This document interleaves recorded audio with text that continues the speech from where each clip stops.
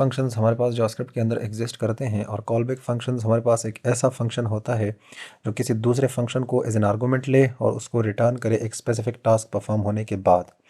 So basically हमारे पास callback क्यों exist करते हैं जावास्क्रिप्ट के अंदर। हमारे पास जावास्क्रिप्ट सिंगल थ्रेडेड लैंग्वेज है। कुछ लैंग्वेजेस है like Go, C plus plus, ये मल्टी थ्रेडेड लैंग्वेज होती है। सो बेसिकली वहाँ पर कोड ब्लॉक नहीं होता। अगर लेट सपोज कुछ एसिंक ऑपरेशन हो रही है, हमारे पास डीबी से डेटा ला रहा है कोई फंक्शन, या लेट सपोज टाइम आउट्स हैं, कुछ टाइम लेके हम कुछ एग्जीक्यूशन परफॉर्म कर रहे हैं। सो बेसिकली वो मल्टी थ्रेड यानी दूसरे थ्रेड पे शिफ्ट हो जाता है वो code. But JavaScript is a single thread. अगर एक फंक्शन है जो कि 5 मिनट लेता है किसी डेटा को लाने में, सो ये बिलो वाला फंक्शन जितने भी हैं, जितने भी कंसोल्स हैं, जितने भी आपके पास नेक्स्ट कोड है, वो फ्रीज़ हो जाएगा। आपका ब्राउज़र जो है, आपके बटन्स, क्लिक्स, सारा कुछ फ्रीज़ हो जाएगा कुछ टाइम के लिए। लेट सपोज वो डेटा 5 मिनट लेता है, 5 सेकंड लेता है, सो उतने टाइम तक वो फ्रीज़ हो जाएगा। सो इसके लिए हमारे पास जावास्क्रिप्ट के अंदर कॉल बैक्स का कॉन्सेप्ट आया। और कॉल बैक्स हम क्या करते हैं कि एक फंक्शन है जो कि एसिंक टास्क परफॉर्म करने के बाद हम उसको कहते हैं कि इसको रन कर दें, और वो फ्रीज़ नहीं होता। अब ये बेसिकली हमारे पास पी आई फैचिंग डेटा, ये एक प्रैक्टिकल यूज़ केस है। हमारे पास लेट सपोज एक फंक्शन है जो कि फैच डेटा फ्रॉम डीबी, यानी डेटाबेस से कोई डेटा ला रहा है, तो इसको हम एक कॉल बैक फंक्शन पास कर देंगे कि जैसे ही तुम डेटा लाओ ये मुझे दो। तो बेसिकली ज़ाहिर बात है, फर्स्ट में डेटा एग्जिस्ट नहीं करता। सो जैसे ही वो डेटा लाएगा हम इस कॉल बैक को पास करेंगे। तो लेट सपोज यहाँ पे हम लिखते हैं कि कंसोल डॉट लॉग और डेटा इज़ प्रिपेयरिंग। ओके, अब यहाँ पे सेट टाइम आउट मैं ले रहा हूँ क्योंकि मेरे पास प्रैक्टिकल कोई ऐसा एपीआई नहीं बनी कि वो मैं आपको दिखाऊं कि इतना टाइम ले रहा है सर्वर से डेटा फैच होने में।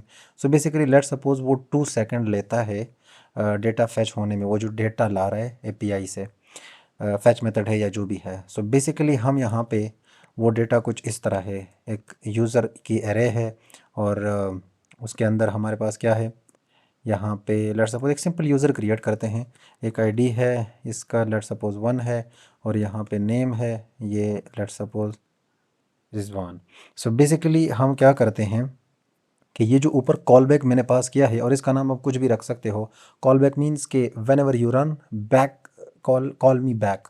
सो बेसिकली यहाँ पे मैं क्या करूँगा, ये वाला यूज़र इसको पास करूँगा कि 2 सेकंड जैसे ही पास हो जाएंगे तो वो डेटा जो वो डीबी से लाया है वो मुझे कॉल बैक में एक्सेसिबल हो जाएगा। सो जैसे ही मैं इसको रन करूँगा कंसोल डॉट लॉग, यहाँ पे फैच डेटा फ्रॉम डीबी, अब ये एक कॉल बैक जो है वो एक्सपेक्ट करता है। ये तो फंक्शन की बॉडी है, ये वाले पैरेंथेसिस जो है।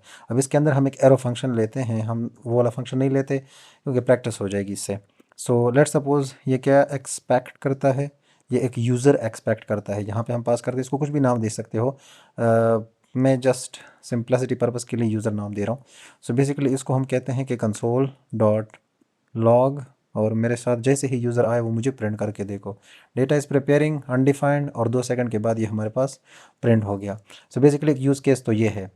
अब अगर लेट सपोज़ ये वाला फंक्शन हम ना डालते, क्योंकि ज़ाहिर बात है ये इस डेटा पे डिपेंडेंट है और इस डेटा के पे कुछ ऑपरेशन परफॉर्म कर रहा है, तो ये फ्रीज़ हो जाता पूरा का पूरा कोड 2 सेकंड के लिए। या लेट सपोज़ यहाँ पे 5 सेकंड है, तो 5 सेकंड के लिए ये पूरा का पूरा कोड जो है वो फ्रीज़ हो जाता है नीचे वाला।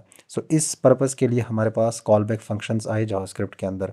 दूसरा जो है, हमारे पास जावास्क्रिप्ट के अंदर डॉम एक ऑब्जेक्ट होता है, और उस पे डिफरेंट डॉम के इवेंट्स हैं। लेट सपोज़ क्लिक है, माउस है, की प्रेस है, तो डिफरेंट इवेंट्स आप जो है वहाँ पर कर सकते हो। अब लेट सपोज़ यहाँ पे एक बटन मैं बनाता हूँ, और इस बटन को मैं जस्ट क्लिक का नाम देता हूँ, और मैं क्या करता हूँ, कांस्ट मेरे पास जस्ट एक सिंगल बटन है, तो इसको मैं डॉक्यूमेंट डॉट वेरी सेलेक्टर, और यहाँ पे मैं बटन और btn नाम देता हूँ।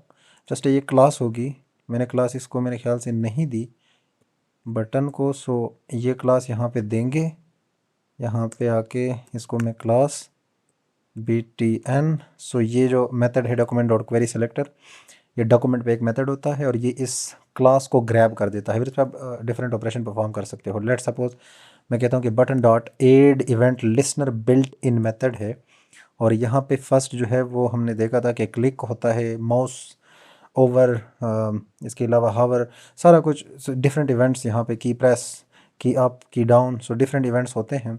और यहाँ पे एक कॉल बैक फंक्शन होगी। तो यहाँ पे मैं लेट सपोज कंसोल में प्रिंट कराना चाहूँ कंसोल डॉट लॉग, और यहाँ पे द बटन इज़ क्लिक्ड। सो ये वाला फंक्शन तब तक रन नहीं होगा जब तक हम उस बटन पे क्लिक ना करें। तो जाते हैं अपने इस बटन पे, इस पे क्लिक करते हैं, यहाँ पे आते हैं और बटन पे 4 दफ़ा क्लिक हो चुका है। सो ये फंक्शन तब रन होगा जब हमारे पास, क्योंकि ज़ाहिर बात है ऐड इवेंट लिसनर एक बिल्ट इन मेथड है, ये क्लिक इवेंट इसके साथ अटैच करता है और ये ब्राउज़र में रजिस्टर होकर ये वाला मेथड कॉल बैक होता है। और ये हम स्टाइलिंग के लिए बेसिकली यूज़ करते हैं। डिफरेंट स्टाइल आप बटन पे परफॉर्म कर सकते हो, कलर दे सकते हो जैसे ही ये कॉल हो, या लेट सपोज कोई एपीआई कॉल जाएगी, कोई और चीज़, वो डिफरेंट चीज़ें आप कर सकते हो बेस्ड ऑन दिस फंक्शन। अब आते हैं टाइमर्स की तरफ। तो set time out common example है, वो हमने देखा है। सेट इंटरवल एक है, यानी यहाँ पे जो आप पास करोगे, लेट सपोज 1 सेकंड मैंने पास किया, यहाँ पे कंसोल डॉट लॉग, और यहाँ पे मैं जस्ट एक रैंडम नंबर हर मिनट के बाद क्रिएट करना चाहूँ, तो लेट सपोज यहाँ पे मैथ डॉट फ्लोर, और इसके अंदर मैथ डॉट रैंडम, रैंडम एक नंबर मुझे चाहिए, और यहाँ पे मल्टीप्लाइड बाय 10, यानी 10 से ज़्यादा नहीं हो। सो बेसिकली यहाँ पे मैं आ जाता हूँ और ये 6 2 सो ये बेसिकली हर मिनट के बाद हमारे पास ये वाला फंक्शन जो है एग्जीक्यूट करता है।